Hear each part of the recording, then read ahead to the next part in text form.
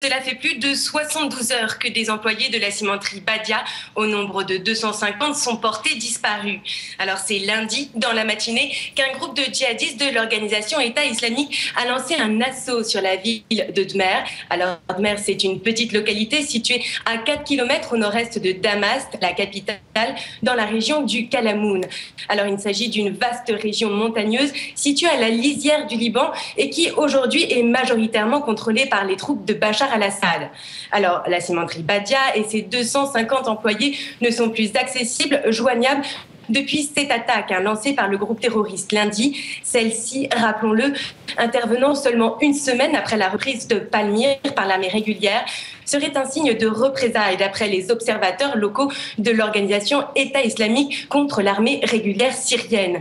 À titre de rappel, la perle du désert, donc ce site archéologique qui est classé au patrimoine mondial de l'humanité, donc est resté aux mains de l'organisation terroriste pendant 10 mois. Alors ce matin, l'assaut semblait se poursuivre. Michel Thomas, le rédacteur en chef du quotidien L'Orient le Jour, nous confiait que le groupe État islamique poursuivait son avancée. Il aurait pris des mains des troupes de Bachar al-Assad la position géographique appelée bataillon 559 et se serait emparé d'armes, de munitions et également d'un tank.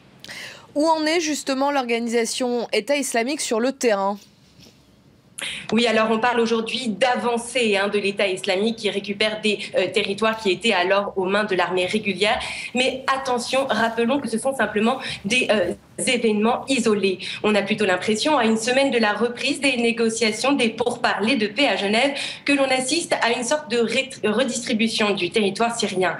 Et la dynamique du groupe État islamique semble être en perte de souffle. Les djihadistes ont perdu leur capacité, une énorme partie de leur capacité à extraire du pétrole, mais aussi d'importantes positions. À titre d'exemple, donc pour l'illustrer, l'an dernier, à la même période, les observatoires estimaient que l'organisation contrôlait 50% du territoire syrien. Aujourd'hui, ils en contrôleraient 30%.